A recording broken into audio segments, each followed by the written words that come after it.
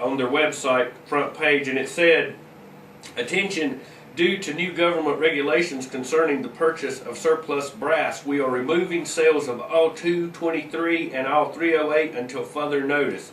Below is a copy of the email we received from Government Liquidations. Effective immediately, DoD Surplus LLC will be implementing new requirements for mutilation of fired shell casings. The new DRMS requirement calls for DoD surplus personnel to witness the mutilation of the property and sign the certificate of destruction.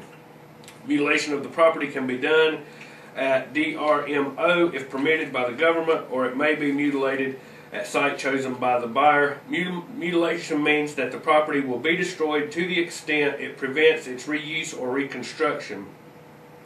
DoD surplus personnel will determine when property has been sufficiently mutilated to meet requirements of the government."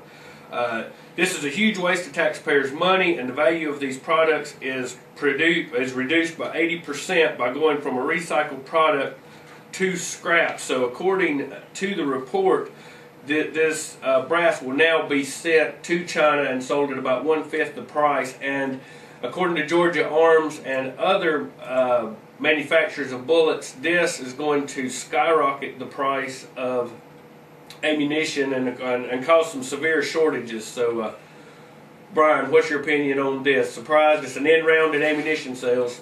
Just one more step in the ever continuous push against the Second Amendment, just incrementalism, just as we had recently Bobby Rush with H.R. 45. Of course, we have a extraordinarily anti-gun administration and Congress right now, dominated, of course, by Democrats, which, of course, are notoriously anti-gun. Like I mentioned, we had Bobby Rush, Representative Illinois, who recently introduced H.R. 45 with ridiculous legislation against your Second Amendment rights, even requiring you to get a license for your gun, which would be, of course, under the jurisdiction of the Attorney General of the United States, Eric Holder, who himself is a staunch anti-Second Amendment proponent. So we just keep going in a big circle here within the political arena against the Second Amendment. And of course with just incrementalism over and over time. Of course, Baron, we had that legislation who had proposed about having $1 million insurance policy on your firearms. Oh yeah, that was wasn't it in Illinois because it was from the same state as Obama? Was that also with Bobby Rush? Yes, I believe so. Okay. I believe so.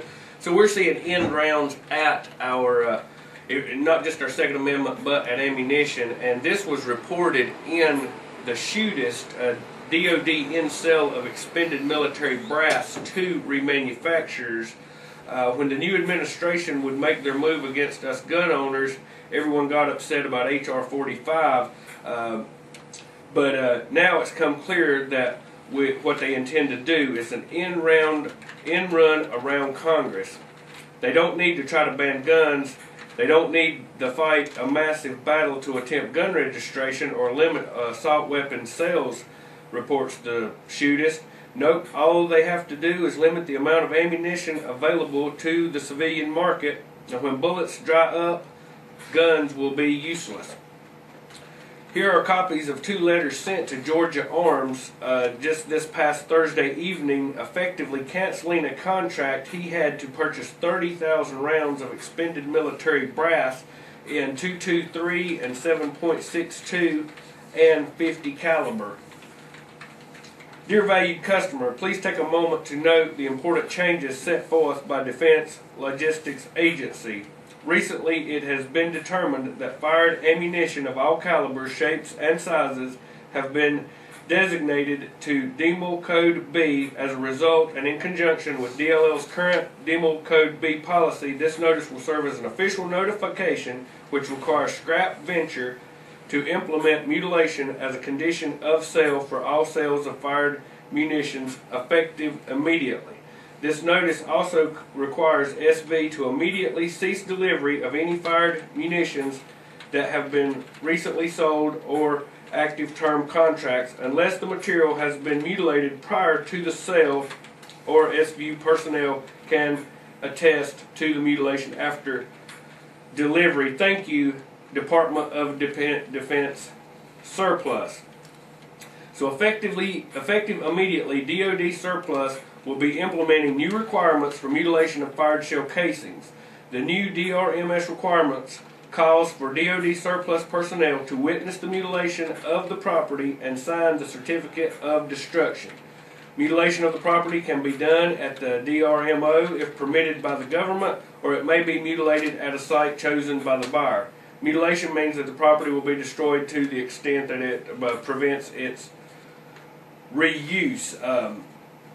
Georgia Arms had brought this to our attention, and he also said with the cancellation of this contract to purchase this brass and ending the ability to purchase any more expended military ammunition, he will have to severely curtail his operation, laying off approximately half of his 60-person workforce. So here in an economic decline, in a collapse, the DoD is helping to throw out more people out of work. And Mr. Haney, now this is the gentleman that owns Georgia Arms in Georgia, further pointed out that this move is a stupendous waste of taxpayer money, reducing the worth of the brass some 80%. He stated most of this will go to foundries where it will be melted down, cast into shippable forms, and likely be sold to China, one of the largest purchasers of U.S. metals on the open market. Surprise? He will start tomorrow sending cancellations of orders for 223 to law enforcement agencies all over the country. You can expect this to affect every bullet you purchase in the future.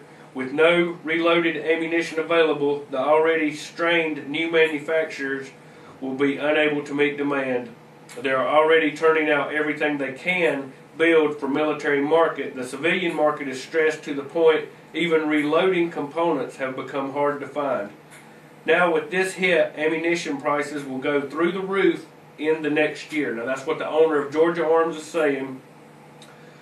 Your quality piece sitting in your gun rack will become very expensive: wood, steel, and plastic, said the owner of Georgia Arms. So, Brian, you want to comment on that? I mean, I didn't see this one coming, but I'm not surprised. I mean, it makes perfect sense, doesn't it? Well, if they can't get through the front door fairing, they'll get through the back door, and that seems to be the strategy that's being utilized by the New World Order to get our Second Amendment, turning our weapons into mantelpieces. Well, you know, just last week we had one of our callers that called in, and he said at gun shows they were buying them by the pallet load, and this will eliminate this. I mean, eventually, give this a few months, and you're going to see what a box of 50 rounds go from, what are they now, $28, $30, $50, $60, just skyrocket. The irony is the Chinese will probably make bullets out of the metal that we send them. All right, we're going to be coming up on a break, and we're going to come back and continue in the news. We're not sure. We haven't got our phone call from Mears Fox. There might be a little problem there. So we will just continue with the news, and then in the next hour we will have Bob Bowman, retired Lieutenant Colonel. All right, we're back on the Real News, and I want to announce today that this is the first day that we are syndicated on the Liberty News Radio Network, libertynewsradio.com. We are honored to be affiliated with them. So we have a few more commercials. When the breaks come up, we have to take them. It's a little different scenario than we had before, but again, we're honored to be part of the Liberty News Radio Network, and you can check out their website, libertynewsradio.com. Apparently, Virginia Fox is not going to be calling us today, so we're going to go on with the news. And one thing we wanted to cover today is our financial situation. There's a lot of news breaking on the dollar, on a new world currency. So we're going to go into some news with that. So Brian, go ahead and start us off with what you would like to get us going on that, and we'll continue with it for a while.